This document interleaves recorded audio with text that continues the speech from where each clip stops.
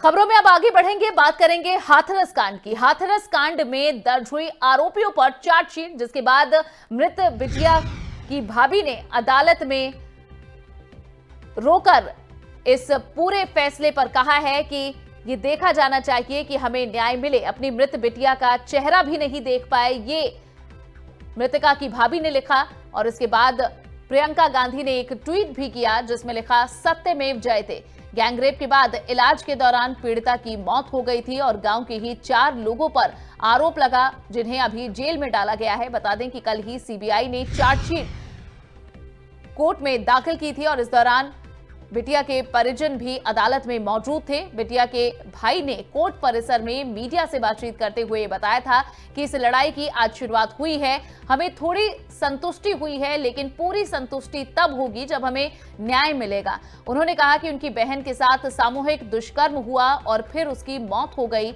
कुछ लोग इस केस को दूसरी तरफ मोड़ना चाहते हैं। इन लोगों ने सीबीआई जांच की मांग की थी। अब सीबीआई ने चारों आरोपियों के खिलाफ चार्जशीट कोर्ट में दाखिल कर दी है। इससे ये साफ होता है कि यही लोग दोषी हैं। उनसे कहा है कि अभी हमारी लड़ाई जारी रहेगी, हमारी ये जीत आधी अधूरी है। साथ ही उसने सीबीआई की जांच पर संतुष्टि भी जताई है। कांग्रेस नेता प्रियंका गांधी ने भी इसे सत्य की जीत बताया है। सोनिया गांधी और राहुल गांधी और पूरे गांधी परिवार, साथ ही कांग्रेस की तरफ से इस हाथरस कांड में जिस तरह से प्रशासन का जो रवैया रहा था उसकी खूब आलोचना की गई थी। और अब हाथरस कांड में आरोपियों पर चार्जशीट दर्ज की गई है। इस पर प्रियंका गांधी ने सत्यमेव जयते लिखा है, यानी कि सत्य की जीत होनी चाहिए। और साथ ही जो मृत बिटिया है उसकी भाभी ने भी इस पर टिप्पणी की है, कहा कि वे चाहते हैं कि उन्हें न्याय मिले।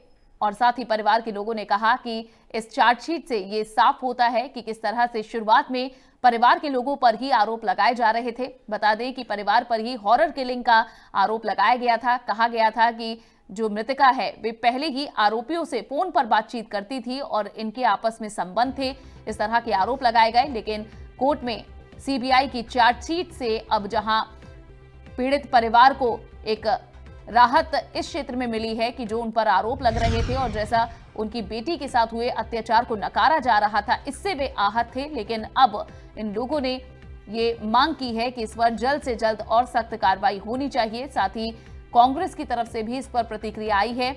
प्रियंका गांधी ने कहा है सत्यमेव जयते। प्रियंका गांधी ने मांग आगे कड़ी कार्रवाई की इस मामले में की है। और इससे पहले भी जहां राहुल गांधी और प्रियंका गांधी हाथरस जाने के लिए जब निकले थे, उस दौरान किस तरह से उनके जो समर्थक थे, कार्यकर्ता थे, उन्हें पुलिस ने रोका था, उस दौरान की तस्वीरें भी खूब चर्चाओं में रही थी। लेकिन अब पीड़ित परिवार को एक बड़ी राहत मिली है इस चार्जशीट के रूप में।